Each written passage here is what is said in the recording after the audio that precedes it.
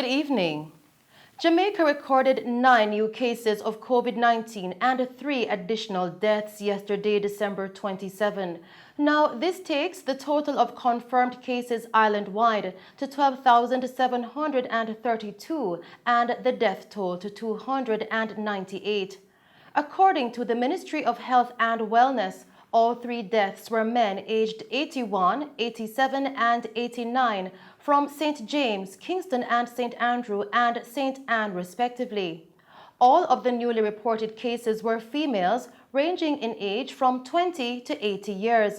7 of the cases were recorded in Kingston and St. Andrew and 2 in St. Mary. The island also recorded 142 recoveries, taking the total of recoveries to 10,161.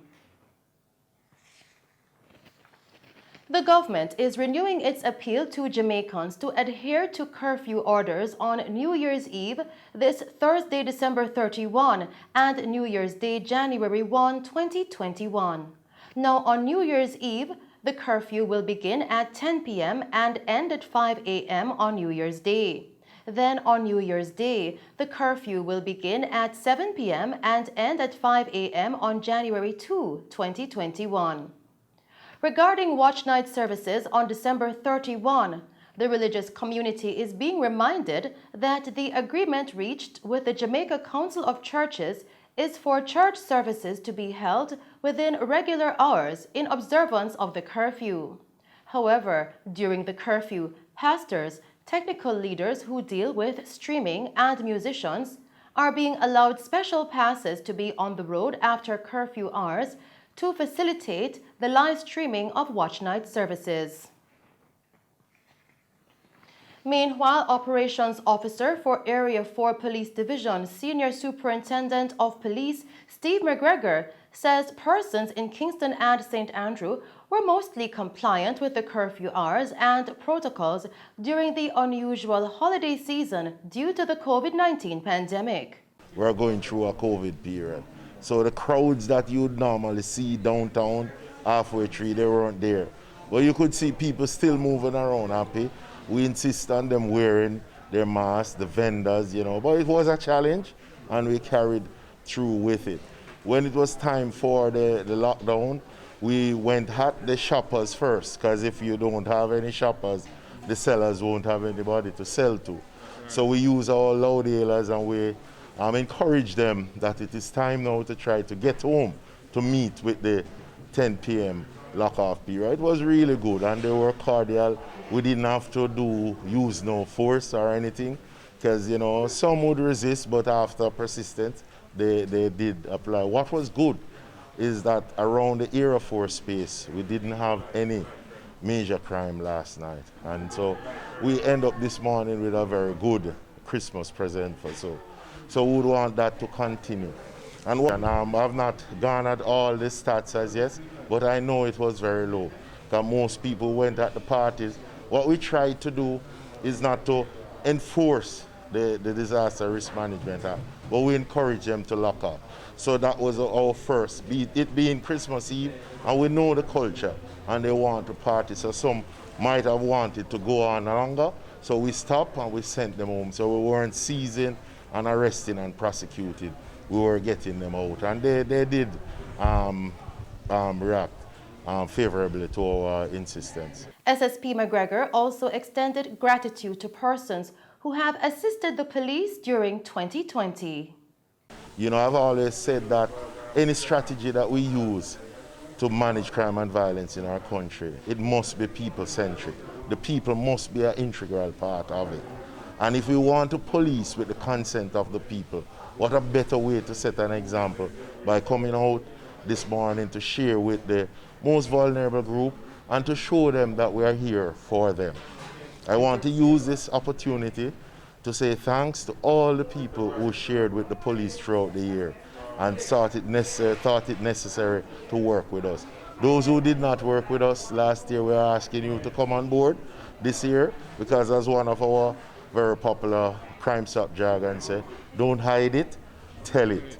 And we are here for you, and we are going to ensure that the next year is better than the last one.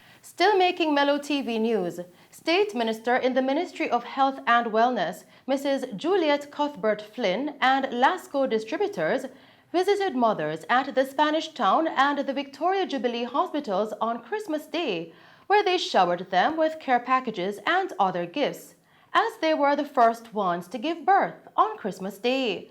Now, when our news team caught up with Mrs. Cuthbert-Flynn at the Spanish Town Hospital, she shared her excitement about being able to share in the joy of gifting the mothers during the celebration of the birth of Christ. It was really a pleasure this morning to go to the different hospitals to hand out gifts. We got these gifts from Lasco, and we're so appreciative of it to give to the first mothers, the firstborn on Christmas Day. This is the day that Jesus was born, and so it was really a good feeling to come to the hospitals today. And as my role as minister in this Ministry of Health and Wellness, State Minister, it's really a pleasure to be here this morning to present these beautiful baskets to these mothers here. Now, product detailing representatives at Lasco distributors, in sharing their excitement, pointed out that in keeping with one of Lasco's objectives of giving back, they were elated to be able to gift the first mother that had a baby at each hospital. And we're here today at Spanish Town Hospital making a presentation to the mother that had the first baby, a baby boy.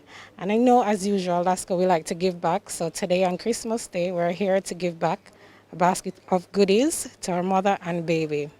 Kavia Bent, the first woman to give birth on Christmas Day, shared her joy and also her experience giving birth. I'm the first mother from the Spanish Town Hospital to give birth to a baby boy, a healthy baby boy, weighing almost 7 pounds, born at 12:03 a.m., exactly 12:03 a.m. It wasn't planned for him to be born so early, but things work out differently. And for the labor, it was very rough, very rough. But I thank God nonetheless. He's here, I am here, we're both healthy and doing fine. And for this gift, a bag of goodies, I am very glad for it. I really appreciate it, because I don't normally get gifts on holidays. No, but it is well appreciated. Now, in the spirit of sharing joy during this holiday season, the Kingston and St. Andrew Municipal Corporation, KSAMC, in partnership with the Jamaica Constabulary Force, JCF, fed the homeless population at the Marie Atkins Night Shelter on Christmas Day. Mayor of Kingston, Councillor Delroy Williams, said that the KSAMC tried to keep this tradition going despite the ongoing COVID-19 pandemic. We come here each Christmas morning to share with the members of the homeless population that are here at the Marie Atkins shelter. Some who reside here, but some who do come in, and we share with them. This morning is a special time because we are now operating under the COVID pandemic, and so we have made some changes that in order to protect the homeless population that we have residing here. So even though we are here sharing with them, we are ensuring that we adhere to rigid protocols. And so even this morning we don't have many persons from outside. We don't have any of the homeless persons outside in this morning. We have another program that is operating at our temporary shelter for those. So it's a different time, but we still have to give and share and speak to our members of the homeless population. Mayor Williams further pointed out that the KSAMC, along with the local government, has put everything in place to best safeguard the homeless population at the shelter and elsewhere. So far, we are doing a very good job.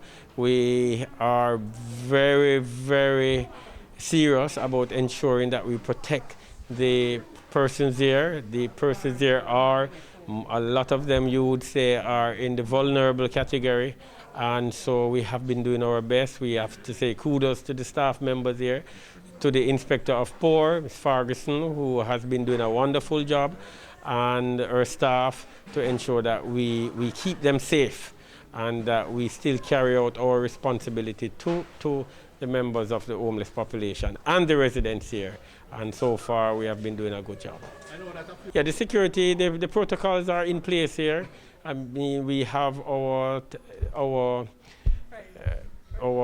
sanitizers, we have our wash stations. As you can see, there are 3 right there, and we are not accepting visitors. And as you can see, that to enter here, you have to be sanitized and wash your hands. And so you have to follow the protocols, and only certain persons are allowed. Specific persons are allowed inside. Baldwin Murray, a resident at the shelter, extended a vote of thanks to both the KSAMC and JCF for their generosity. We wish to extend to you all a vote of thanks. In the name of the Father, the Son, and the Holy Spirit. When Jesus was leaving this earth, he told his disciples to feed his sheep. And he has commanded them by the power of his Holy Spirit to do the same, which we are doing here this morning, of which we are highly appreciative. We want to give you thanks for feeding us this morning, and we wish you all a safe and peaceful return to your various destinations. We hereby conclude our vote of thanks by sending up 3 cheers for you. Hip, hip, hip! Hooray! Hip, hip, hip! Hooray! Hip, hip, hip! Hooray! We thank you all. Operations Officer for the Area 4 Police Division, Senior Superintendent of Police, Steve McGregor, in addressing the residents, urged them to stay inside to ensure their safety from COVID-19. You know, as much as our country is a place that we love, sometimes this is not safe. And we have a curfew going on now, so we don't want people out at any time. So just continue to listen to your administrators, the people who are here looking out for you. Stay inside, you're safe inside. And you see, we came here and we shared with you. We still love you. So don't feel as if we don't love you. We care for you. Our most vulnerable citizens like you mean a lot to us. And that is why I am personally here to be a part of this. So we're happy to be here with you, all right? As we continue with the news tonight, following a fire of unknown origin that destroyed several houses and left over 30 persons homeless at a tenement settlement located at the intersection of Charles and Church Streets in downtown Kingston just a few days before Christmas last week, Mayor of Kingston, Councillor Delroy Williams, visited the affected residents on Christmas Day and gave us an update on how badly they have been affected. Well, we are here on the scene. It's between Church Street and Love Lane, and we are here with majority of the persons who have been affected by the fire. It's a complete burnout, so everything there, the entire structure inside two properties, the entire structures there have been destroyed. And right now, I would say, based on the assessment of the fire department and ourselves, that the structures there it's not sturdy. So the structure has been compromised, what is remaining of it. So our city engineers will come tomorrow and to proceed with the cleanup and to examine the structure. And if necessary, we may have to demolish some of the structures in the interest of safety. And because even though we have warned the persons not to move around in the immediate vicinity of those structures, we still are aware that persons might do so. There are many children here, so we are very concerned. So we have already spoken to the persons affected, the residents here, the councillor Donovan Samuels is here, Minister Mackenzie, who's the MP, was here yesterday and did also do that, but we are here just sharing with the residents. Mayor Williams pointed out that this is a difficult Christmas for the residents. It's a hard Christmas day for them to be affected by the fire, completely destroying all your belongings, personal belongings, and many of the persons, well, all of the persons here have to be residing other places with family members. And so we are here on Christmas Day sharing with them, and we took a few packages here, and we took some items for the children, who some children school items would have been destroyed by the fire. We also took some of those school supplies here to assist, and some care packages, and just talking with the affected persons. The mayor further pointed out that the next step that will be taken to assist the persons will be put in place by the organization. First thing for us to do is all the agencies were here. Food for the Poor was here, along with Ministry of Labour and the disaster coordinator at the KSAMC, and also MP, Honourable Minister Desmond Mackenzie, Councillor Donovan Samuel. So we are all here. It's a team effort. The first thing is really to clean up and to ensure that the area is safe for persons to move around. So that is the priority for us now. We will begin and complete the cleanup tomorrow, and looking at examining the structure and seeing what action we will have to take with respect to the structure, remaining structure there, and which is not a lot. Meanwhile, Mayor Williams warned business owners in the downtown area that have been operating outside of the given guidelines under the Disaster Risk Management Order. And we are saying to persons, please operate in accord with the license issued, and also we are saying operate in accordance with the COVID, the disaster risk management orders. And so there are reports we are getting that there are persons who are operating outside of the orders. So we are doing our own investigation, but as is our custom, we have made contact by way of letter to some of the persons, our operators, our businesses that names were called or that we have received reports about, and just to advise them that we have received these reports and that we will be conducting our own investigation, but we are also encouraging them to take a look into their operations to see whether or not, to ensure that they are operating in adherence with the orders and the protocols in the orders. So I believe that they will examine and comply. If they don't comply, and our findings are that they are operating outside of the orders and outside of the license issued, then we would have to take action. In the meantime, following investigations after a fire there, the GM Logistics Company reportedly suffered an estimated loss of $80 million in damages after its warehouse was gutted by fire on Hagley Park Road. Our news team was just in time to witness firefighters trying to extinguish the blaze as onlookers watched. Persons were seen transporting barrels from the warehouse in an attempt to save what they could before the fire could destroy every item. Acting Deputy Senior Superintendent in charge of operations for the Kingston and St. Andrew Division, Joshua Davis, explained what transpired following the call to the fire station at about 10:36 p.m. on Thursday. And when we got here, it was fully engulfed in flames. It belongs to GM Logistics, which is also adjoining to Yellow Pages. At this time, Yellow Pages is all good and well, but the entire section of the GM Logistics was gutted. Now, 4 units responded, and we used 2 medium jets to fight the fire and to subsequently extinguish it. A total of 26 firefighters are on scene. Presently, we are carrying out cooling down operations. As for the cause, that is still not yet determined. We will be using our investigators in the morning to continue to investigate to see if we can find a possible cause of this fire. The damage is estimated at $80 million, and the value of property at risk, $150 million. Still making the news tonight, a man who was on Clarendon's most wanted list was fatally shot by law enforcement officers during an operation in Manchester on Sunday. The man, identified as Fitzroy Core of Farm District in Maypen, Clarendon, was killed in Mayday, Manchester.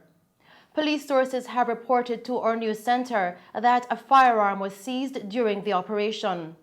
A recent intense focus on the violence-plagued Farm Effortville community in Maypen by the security forces drove out a number of the alleged perpetrators of murderous violence in the area. CORE has been on the radar of law enforcement.